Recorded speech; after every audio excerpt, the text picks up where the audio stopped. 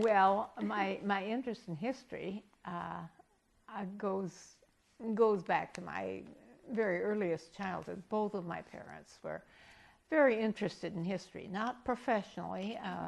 They were both school teachers, public school teachers.